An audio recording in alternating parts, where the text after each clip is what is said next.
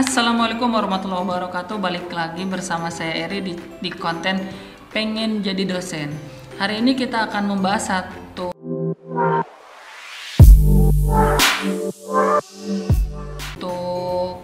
tema yang cukup menarik dan biasanya ada dalam decision support system ya, atau sistem pendukung keputusan. Tema teorinya apa? Yaitu game teori. Game teori itu apa sih? Game teori ini bukan tentang main game ya, bukan tentang PUBG, bukan tentang Mobile Legends, dan bukan juga tentang mempermainkan perasaan pasangan. Oke, jadi game teori ini adalah satu solusi atau sebuah konsep pemecahan masalah yang melibatkan keputusan orang lain. Jadi game teori ini adalah bagaimana kita menentukan sebuah solusi dari kondisi yang ada. Jadi dari bagaimana respon orang lain. Jadi kita menentukannya tidak hanya untuk diri kita sendiri, tapi juga berpengaruh untuk orang lain. Nah, kenapa sih game teori ini penting dipelajari? Karena gini, dalam sebuah sistem pendukung keputusan, biasanya menentukan keputusan ini erat kaitannya dengan kondisi orang lain juga gitu. Jadi kalau misalnya dalam sebuah organisasi biasanya ada yang disebut kebijakan, dan kebijakan itu bisa dibantu dengan sebuah sistem pendukung keputusan. Oleh karenanya game teori ini itu sangat erat dengan banyak sekali elemen seperti bisnis, politik, ekonomi, olahraga, dan bahkan mencari jodoh gitu. Jadi ini cukup penting ya. Terus kita ambil satu contoh dalam bisnis ya. Dalam bisnis, kenapa kita sering melihat Alfamart dan Indomaret itu berdampingan? Terus kenapa tukang daging itu mungkin bukan berdekatan lagi, itu hadap-hadapan gitu, dan contoh yang lainnya itu kenapa? Padahal kan logikanya kalau misalnya tukang daging pengen dagangannya laku, otomatis dia harus dagang di mana dia tidak ada saingan. Itu kan logikanya seperti itu. Kalau misalnya Alfamart nih, kalau Alfamart pengen jualannya laku, produknya laku, otomatis dia tidak boleh di samping Alfamart, tidak boleh di samping Indomaret. Begitupun sebaliknya. Ini terjadi karena mereka saling merespon satu sama lain, yang biasa disebut adalah game teori. Jadi ini bukan perhitungan matematis, tetapi ini bagaimana Alfamart itu merespon Indomaret, begitupun sebaliknya.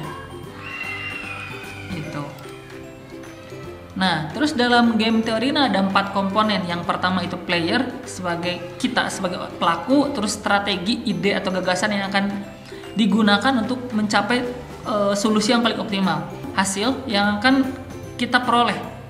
Terus equilibrium, ini adalah keseimbangan ya. Jadi yang paling terkenal adalah Nash equilibrium. Itu yang dikembangkan oleh John Forbes Nash kalau tidak salah pada tahun 86. Jadi kalau salah silakan dibuka kembali. Keseimbangan Nash adalah keseimbangan yang tercapai di mana setiap pemain dalam sebuah permainan tidak bisa lagi memperbaiki posisi untuk merespon apa yang dilakukan kompetitornya. Nah, jadi itu adalah kondisi paling ideal, mungkin seperti itu ya. Jadi tidak harus nilai paling tinggi, tapi inilah kondisi paling ideal gitu. Jadi tidak juga paling rendah, tapi juga tidak paling tinggi, dan ini tidak bisa diperbaiki lagi gitu. Susah untuk memperbaiki kondisi ini yang disebut equilibrium. Nah, jadi dalam game teori atau dalam sistem pasar, entah itu dalam bisnis, politik, pasti ada 2 kondisi. Yang pertama itu kooperatif, kolusi, atau kerjasama. Yang kedua itu non kooperatif atau kompetitif ya. Jadi kooperatif itu terjadi hubungan sosial yang mengakibatkan kondisi kompetitif atau ada pihak yang menang dan kalah. Nah, otomatis dalam sebuah pasar itu ada yang laku, ada yang tidak laku. Itu hal yang sangat wajar karena memang saingan. Nah, itu disebutnya non kooperatif. Nah, terus dalam game teori ada satu contoh yang biasa dibahas, yaitu ada personer's dilemma. Personer's dilemma itu jadi contohnya itu adalah ada 2 orang pencuri dan mereka itu ditangkap, terus mereka ditanya dan mereka disuruh ngaku gitu, siapa yang maling dan siapa yang bukan maling. Nah, personers B dan personers A. Personers B, jika personers B memilih confess atau mengaku, jika ditanya dia mengaku, dan personers B kita anggap mereka tidak saling kenal. Personers A itu mengaku juga, mereka otomatis mendapat hukuman 5 tahun penjara, sama-sama 5 tahun penjara. Namun jika personers B itu dia memilih diam, sedangkan personers A atau pencuri A itu memilih jujur, mengaku, personers A akan otomatis bebas, sedangkan personers B akan dipenjara 20 tahun. Begitupun sebaliknya, jika personers A memilih diam sedangkan personers B memilih jujur, confess, otomatis personers A itu akan 20 tahun, dihukum 20 tahun, dan personers B akan lolos. Tapi kalau misalnya dua-duanya diam, mereka akan dihukum 1 tahun. Tapi kondisi dua-duanya diam itu akan susah. Kenapa? Karena kemungkinan mereka bisa berbohong. Misalnya gini, personers A dan personers B itu sama-sama dua-duanya bekerja sama untuk diam dengan target, karena mereka tahu akan dihukum 1 tahun. Tiba-tiba personers B itu mengaku, gitu. Tiba-tiba dia confess di sini, otomatis dia jadi bebas, dan personers A itu 20 tahun. Di kondisi ini jadi ada kondisi yang tidak bisa mereka kendalikan, yaitu apakah personers B itu berbohong atau tidak. Otomatis yang akan dia ambil tidak akan diam, dia akan kemungkinan besar personers A itu akan mengaku juga, dengan harapan personers B-nya diam, gitu. Jadi ngambil yang kondisi yang ini.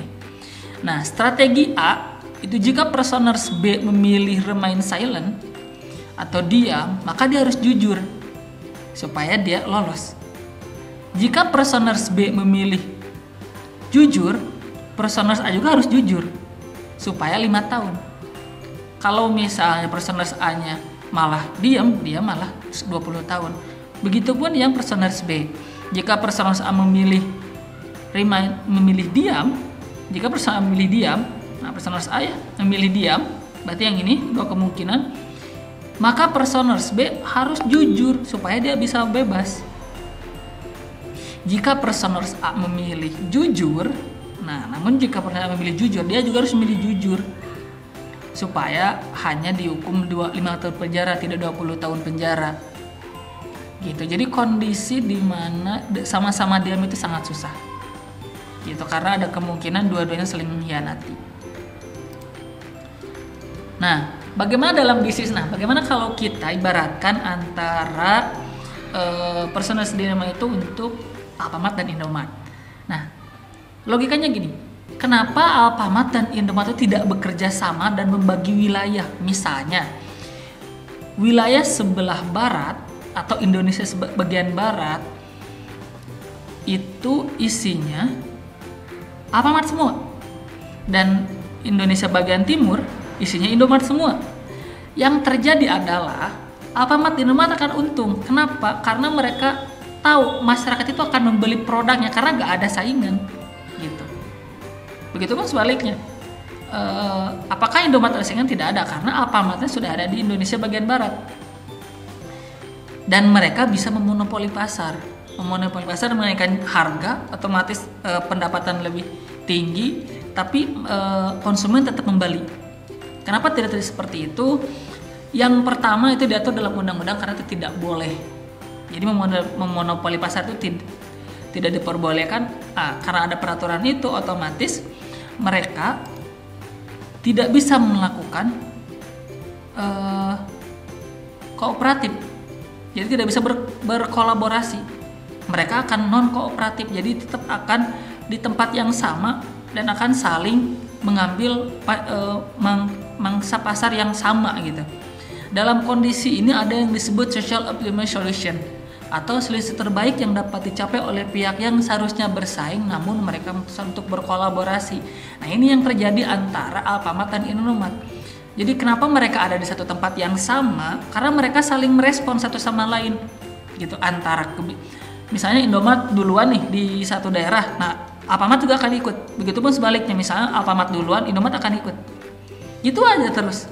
Kenapa? Karena mereka saling seolah-olah berkolaborasi, padahal pada kenyataannya mereka itu saling kolusi, saling maaf, pada kenyataannya mereka itu non kooperatif gitu.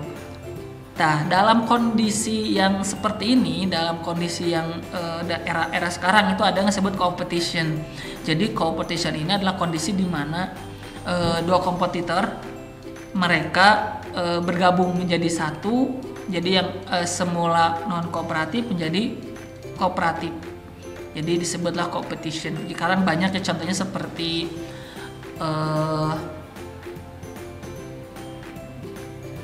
ATM bersama. Itu kan konsep ATM bersama itu harusnya kan mereka saling mengambil pasarnya satu sama lain, tapi mereka bergabung. Terus ada yang disebut kalau misalnya pernah tahu ada Toyota dan Daihatsu kalau tidak salah, itu kan mereka juga sama ya. Jadi banyak sekali contoh-contoh yang competition gitu. Jadi dua pesaing, dua player itu mereka bekerja sama. Padahal pada kenyataannya mereka itu harusnya saling berkompetisi seperti itu. Nah, game teori ini sangat cocok dalam dunia informatika karena erat kaitannya dengan design support gitu. Nah, jadi kita akan coba aplikasinya. Kedepannya di video selanjutnya kita akan buat satu aplikasi atau ya algoritma sederhana tentang game teori menggunakan Python di video selanjutnya. Terima kasih, bye bye.